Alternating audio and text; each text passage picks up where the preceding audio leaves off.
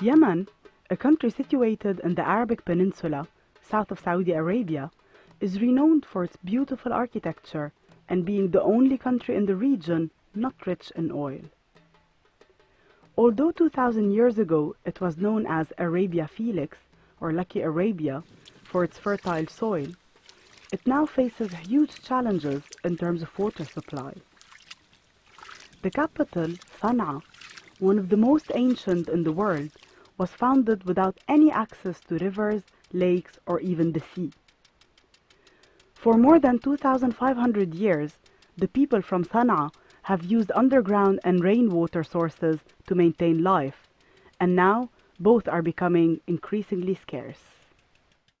Here, the poor people are paying more than the rich people because rich people are getting water to their homes. But those people are buying from those tanks, and you don't know how it is. Is it safe or not for drinking? That's the problem. In Yemen, rural areas lack basic services, including water. In urban areas, like in the capital Sana'a, only 50% of the population have access to water infrastructure. The remaining 50% rely on private tankers, which get water from the non-renewable aquifers situated below the town.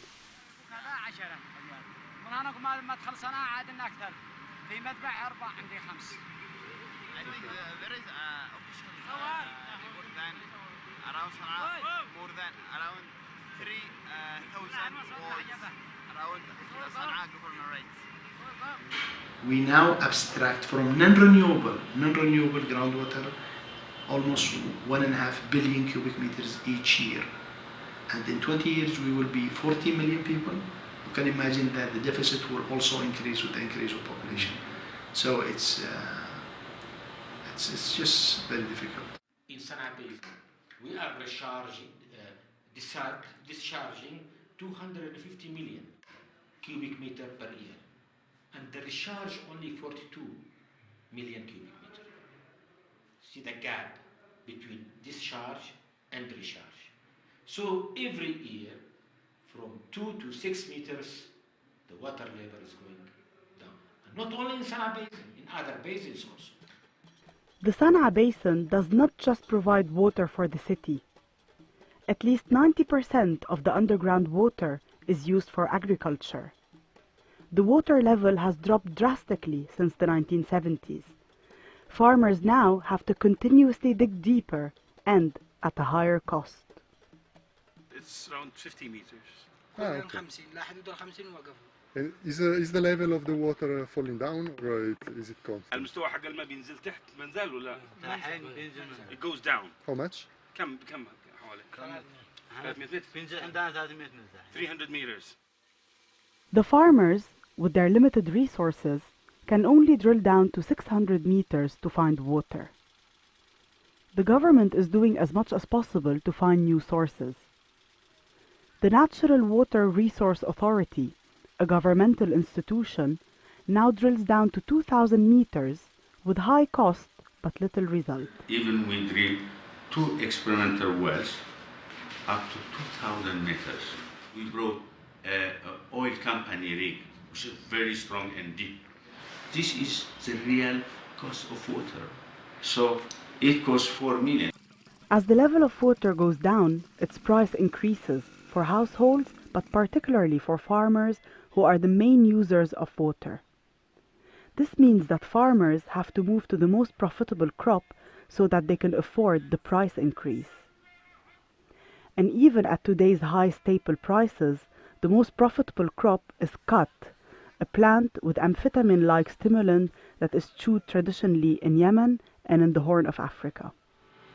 So a lot of farmers starting moving into irrigated agriculture.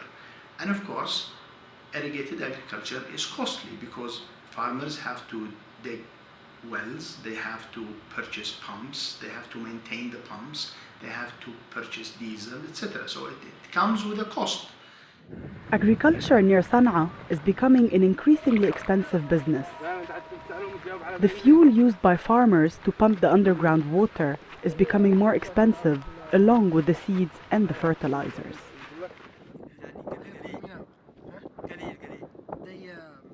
أيام الصيف. In the winter, no problem with water, but in the spring, they have a problem. ولا اسم الأبيار خفت.